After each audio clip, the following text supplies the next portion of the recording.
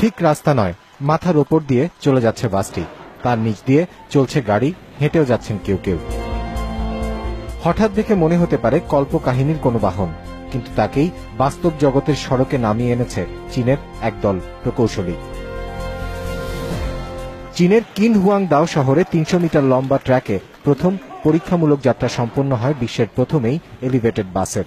সাক্ষী শত শত অবাক দৃষ্টি। এটি চলে রাস্তার দুই ধারে তৈরি করা বিশেষ ট্র্যাকের উপর দিয়ে। আছে আলাদা স্টেশন যাত্রী ওঠানামার জন্য। ভেতরটা সুপরিসর, বসার ব্যবস্থাও ঠিক ৮-১০টা গণপরিবহনের মতো নয়। এর গতি ঘন্টায় ৬০ কিলোমিটার, লম্বায় ৭২ ফুট, চওড়ায় ২৫। বহন করতে পারে একবারে ৩০০ জন যাত্রী, যা মোটা দাগে ৪০টি সাধারণ বাসের সমান।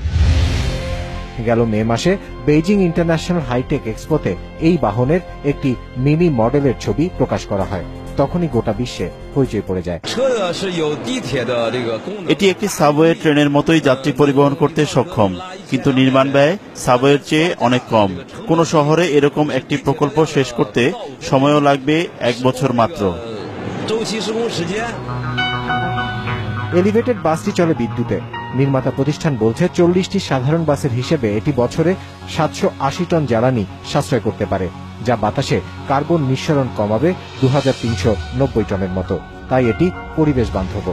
এরকম একটি বাস আর তার জন্য ৩২ কিলোমিটার ট্র্যাক তৈরিতে খরচ হবে $৭.৫ কোটি, যা কিনা মেট্রো রেলের মতো প্রকল্পের তুলনায় ১০ ভাগের ১ ভাগ মাত্র।